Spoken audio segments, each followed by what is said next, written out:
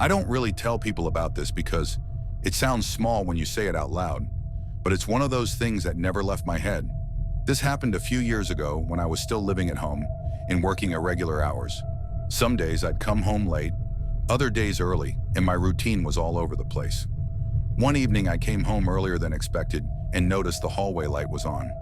I remember thinking my mom must have forgotten to turn it off, even though she's the kind of person who double-checks everything.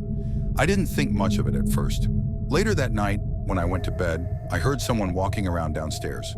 Not loud footsteps, just the kind of careful movement you make when you don't want to wake anyone. I stayed in bed telling myself it was probably nothing, but something felt off. The sound stopped the moment I held my breath. That's what scared me the most. It felt like whatever was down there was listening, just like I was. The next morning I asked if anyone had been up during the night. Everyone said no. Over the next few weeks it happened more often. Lights on that I knew were off. Doors not fully closed the way I always close them. Little things that were easy to explain if you wanted to, but hard to ignore if you didn't. One night I decided to check the house myself. I walked downstairs slowly, heart racing for no real reason, and everything was quiet.